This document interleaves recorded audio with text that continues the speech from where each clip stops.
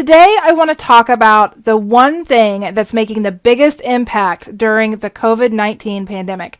And I want to tell you, it's not what you think it is. So it's not hand washing. It's not social distancing. And it's not wearing masks and gowns and gloves. Those are not the things that are making the biggest impact during this pandemic. What's making the biggest impact is mindset. Now, hang on just a minute. If you hear me say mindset and you're willing, you're just maybe I'm going to turn this off. I want you just to hang with me for a minute. Let me explain what I'm talking about, because it's quite fascinating to see how the mind works and how it's playing out during this time. So, actions, the things that we do or don't do. So, things like social distancing, hand washing, wearing protective gear.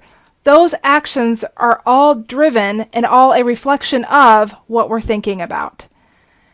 So just take a second now to consider, why is it that people are electing to participate in social distancing and hand washing and wearing protective equipment? Why is that happening?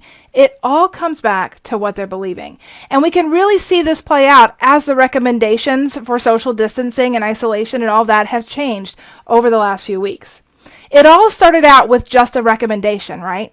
It was recommended that people maintain 6 feet apart whenever they were around other people. It was recommended that you consider not going out if you needed to, but there were no clear requirements to do so. And during that time, when it was just recommended, there were people like myself who did that. I stayed away 6 feet away or more when I was in public. I kind of made a second thought when I was considering leaving. Did I really need to go and do that thing? It was just recommended. There were no mandates, but I decided that I was going to go ahead and practice some social distancing even at that point in time. Why did I believe that? Why did I do that? Well, it came back to what I believed. I believed the recommendation was valuable. I believed it was solid. I believed it was logical.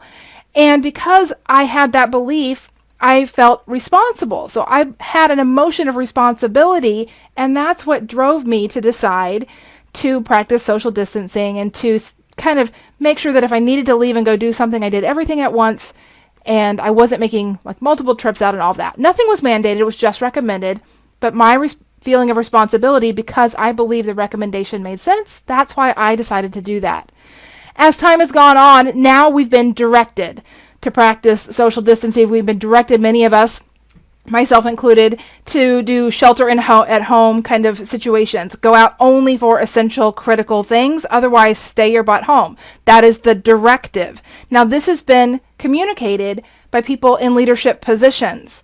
Some of the people who weren't practicing any type of social distancing or restraint as far as going out before, when it was just a recommendation, some of those people are now staying home, practicing social distancing, and they are complying. Why are they doing it now when they didn't do it then? It's because of what they're believing now. So they're believing now that it's serious enough that they are going to comply. They're believing that because it's come out through a different channel, that it's worth paying attention toward it. It's valid. It's probably legitimate. And so those emotions that they're having are creating the actions that they're taking. Before, they didn't believe that it was legit. They didn't believe, they weren't feeling responsible, and so they didn't do it. Like, I felt responsible. I thought it was legit to begin with, so just recommendations were enough for me to take those actions.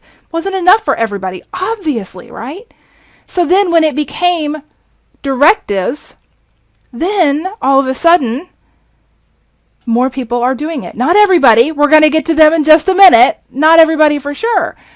But more people are. So why are they doing that? Why have they decided that now it's okay? It's because of what they're believing. They're believing that this is a serious enough thing to consider that they're going to take those actions now.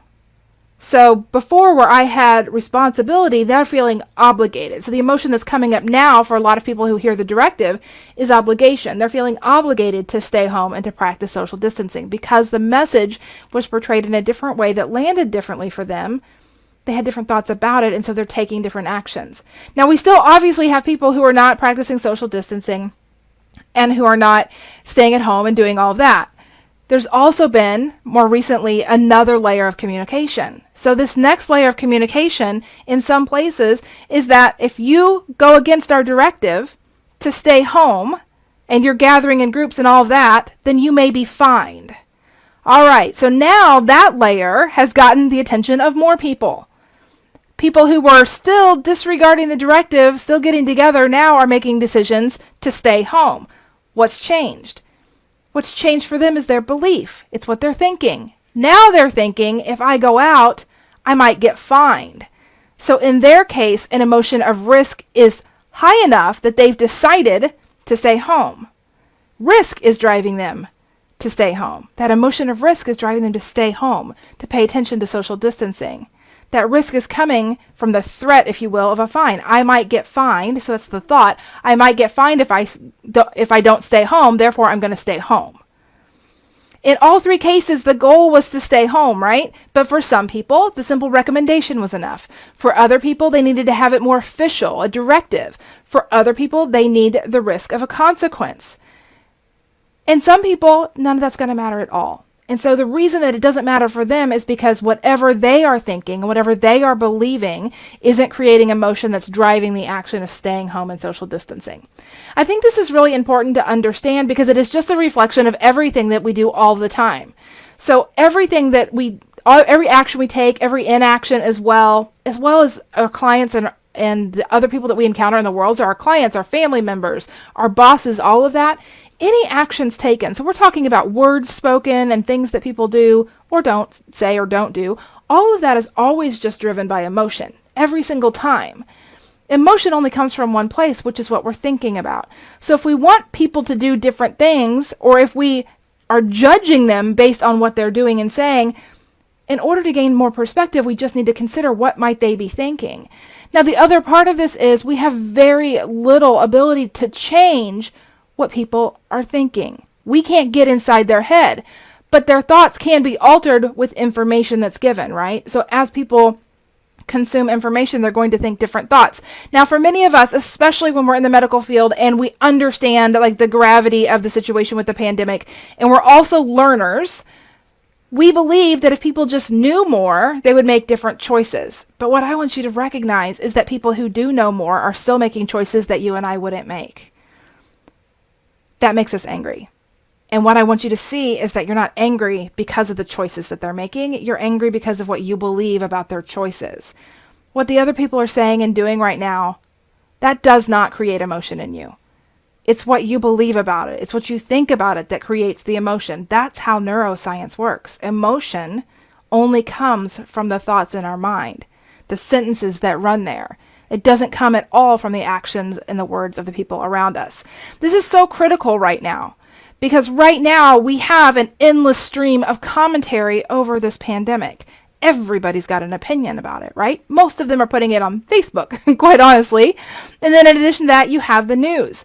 Well, let's not forget that one of the purposes of the news is not just to relay information. They do that for sure, but then also to provide opinion on the information. They want to make it interesting so that we will watch. What we miss is that so much of what we hear, so much of what we consume is just the opinion of the people reporting. The facts may or may not be in there, but most of what we're consuming is opinion.